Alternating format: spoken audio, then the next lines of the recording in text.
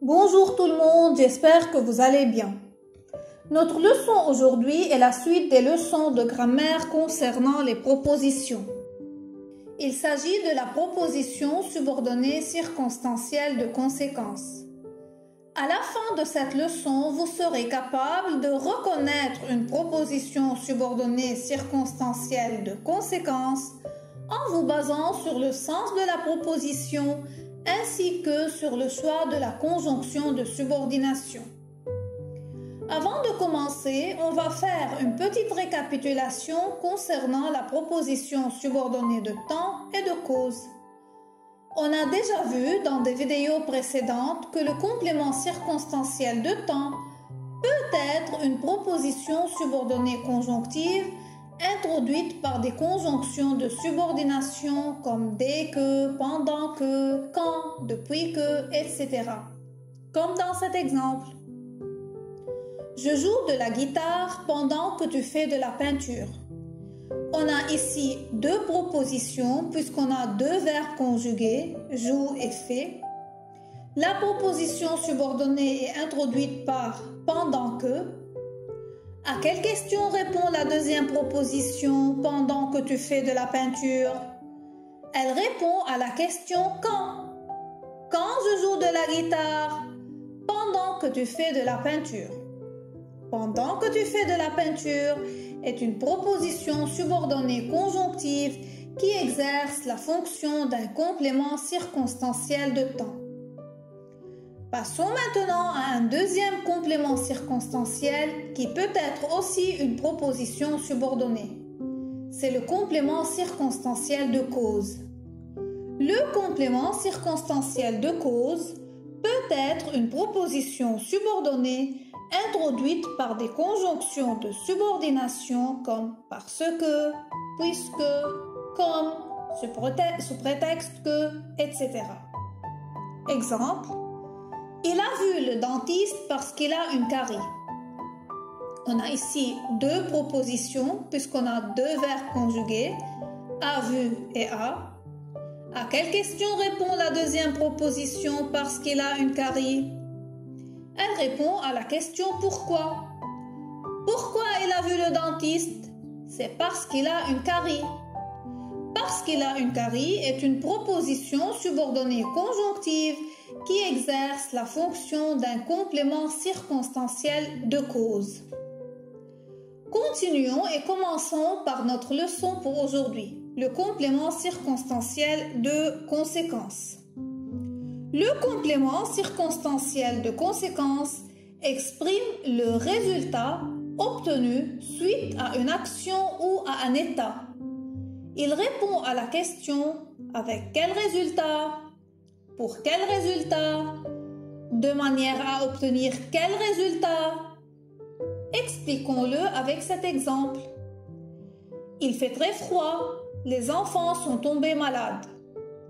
Quel est le résultat du froid? Ou si vous voulez la conséquence? Le résultat du froid, c'est que les enfants sont tombés malades. Prenons pour le moment l'exemple suivant.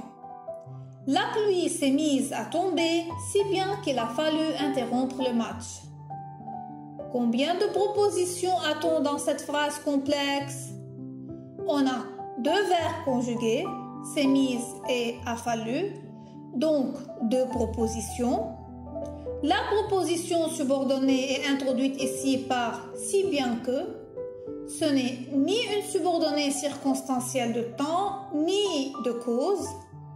On remarque aussi qu'elle exprime le résultat de la proposition principale, donc la conséquence. Quelle question je pose pour avoir comme réponse si bien qu'il a fallu interrompre le match? C'est la question, quel est le résultat de la tombée de la pluie? Le résultat, c'est qu'on a interrompu le match. Si bien qu'il a fallu interrompre le match est une proposition subordonnée conjonctive qui exerce la fonction d'un complément circonstanciel de conséquence. Analysons un autre exemple. Elle est tellement triste qu'elle a envie de pleurer.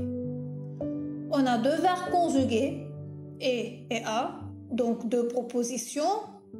La proposition subordonnée est introduite ici par tellement que. Quelle question je pose pour avoir comme réponse tellement qu'elle a envie de pleurer? C'est la question quel est le résultat de sa tristesse? Le résultat, c'est qu'elle a envie de pleurer. Tellement qu'elle a envie de pleurer est une proposition subordonnée conjonctive qui exerce la fonction d'un complément circonstanciel de conséquence. Alors, une petite remarque ici qui concerne tellement que et si que. Tellement que et si que sont placés de part et d'autre de l'adjectif ou de l'adverbe. C'est-à-dire comme dans cet exemple avec triste, tellement triste que. Triste est un adjectif placé entre tellement et que. Et retournons au premier exemple avec si que la pluie s'est mise à tomber si bien qu'il a fallu interrompre le match. Bien est un adverbe placé entre si et que. Étudions un dernier exemple pour bien fixer l'explication.